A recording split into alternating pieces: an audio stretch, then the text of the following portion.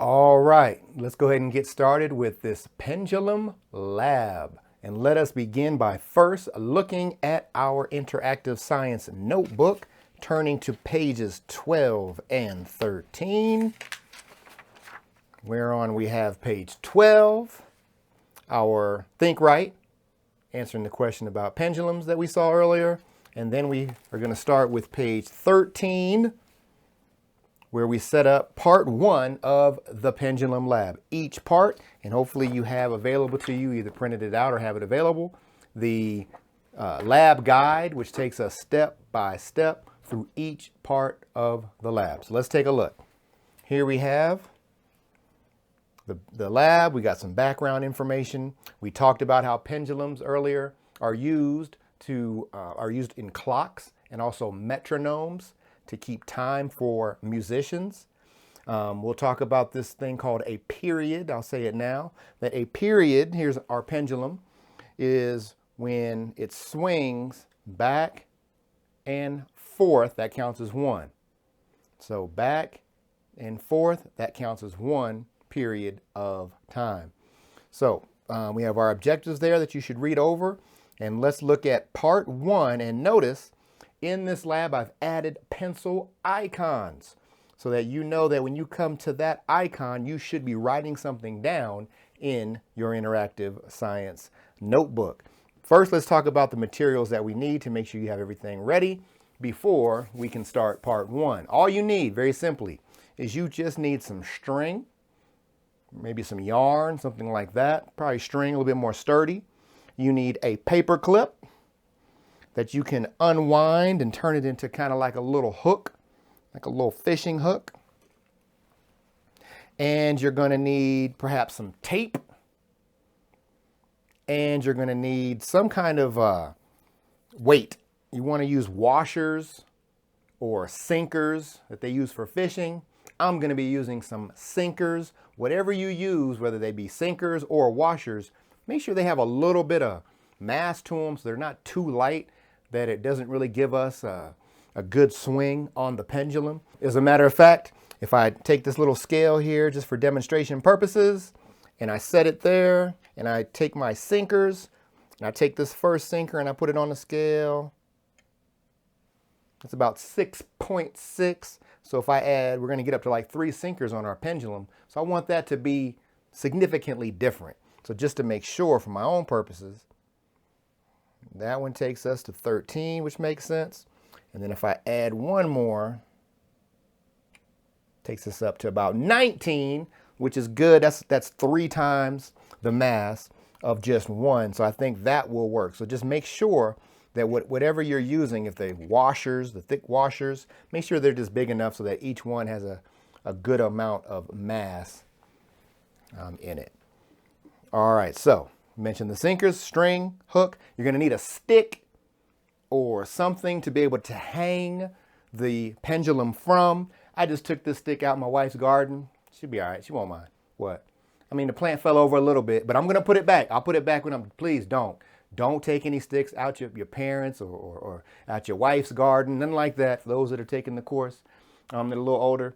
But find you a nice stick. Find some place that you can attach it. You can literally have it hanging off the table and tape it to the table like we showed in the picture with the meter stick, but you can just use any stick, anything that you can use to be able to hang a string from that is going to at least be 50 centimeters more, probably more than that, off of the table, because you're going to have room to swing. And this right now is set at 50 centimeters because that's going to be our instruction here for part one. So 50 centimeter hang, plenty of room off of the table or off of the floor. That's what you're looking for. You're also going to need some kind of timing device, stopwatch. If you got a countdown timer, you can use that. And I think that is all that you need other than your notebook. So that's our setup. So let's talk about part one very, very quickly. Here we go. For part one, first thing you're going to do, we're going to study how does the mass of the pendulum affect its period. Make a hypothesis. So in your notebook, right here, you're going to write, it says, if the mass of the sinkers increases, then the number of swings or the period will do what? What do you think? What is your idea? If we start with 1, which is what we're going to do, and you put 1 mass on there, and you're going to measure the period, then you're going to add 2 more to make 3. Do you think that that is going to cause the number of swings to increase, decrease, or stay the same? And that's all you're going to write right here. Make the whole sentence now, don't get lazy. If the mass of the sinkers increase, then the number of swings will, you write what you think. All right, so that's the first step. Now we go to our test. I have one sinker on here, and the instructions say, hold the pendulum taut. That means, not too tight to where you're breaking your pendulum, but you want it to be, you don't want to have a whole lot of slack. You don't want to do it like this and then let go. That's not going to work. So you want to make sure that it is straight line, and it says to holding the pendulum taut, start the pendulum swing from a point a certain number of centimeters above the floor. So if I use this table and call it my floor, let's say I pick, 20 centimeters. What that means is I'm going to have to be consistent with this too. We talked about variables earlier in this course and how you have to have so many control variables, and one of those control variables is how far back we pull this to start our swing in this case. So I pick a centimeter, an area about 20 centimeters off the floor, and then I'm gonna use my timer, got my stopwatch. You can have a partner to help you with this. You can recruit someone to help you with this, a sibling, a learning coach, a teacher, whomever.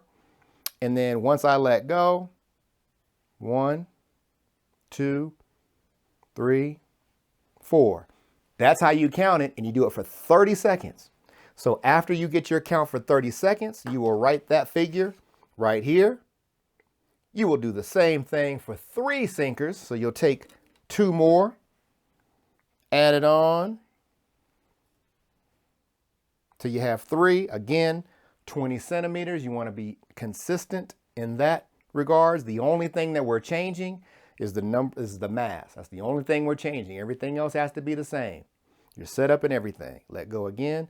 Make sure you have your timer.